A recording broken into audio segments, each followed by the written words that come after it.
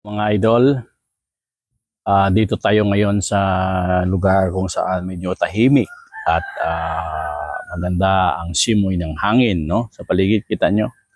Yan, nakikita nyo sa likuran ko, maganda. Kaya lang medyo mainit na ngayon ang panahon, no? So, ako po ay magbibigay ng ideya sa ating mga kaibigan, no? At sa ating mga idol na regarding naman po ito sa tinatawag na properties, no? Kasi alam niyo po, pag ikaw po ay kulang sa kaalaman, no? Especially na mayroon kang properties, no? Tapos may mga taong sakon sa propiedad, lahat ang gagawin, no? Kahit piki, kahit mangdaya, basta makuha lang nila ang kanilang gusto. Hindi nila iniisip kung anong balik sa kanila, no? So ito, ang mga pagbili ng lupa ay kailangan talaga ng tamang proseso, no? Lupa man o anumang klase diyan, sasakyan man, bahay man, may mga tamang proseso 'yan. Hindi basta pipikiin, hindi basta ipalsipika ang mga dokumento, at isa pa, hindi kasabwat ang sangay ng gobyerno dito sa ganitong gawain ng isang tao, right?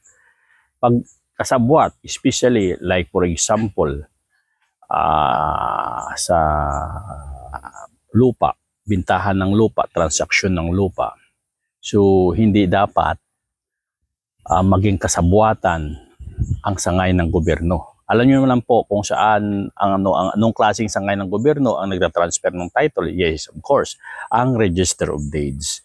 Kung merong kasabwatan at hindi dadaan sa tamang proseso, mananagot po ang Register of Deeds, especially yung tao ang nagnotaryo rin ng mga dokumento na alam niya yung mga dokumento ay piki at bugos at meron falsification at forgery na nangyayari sa dokumento.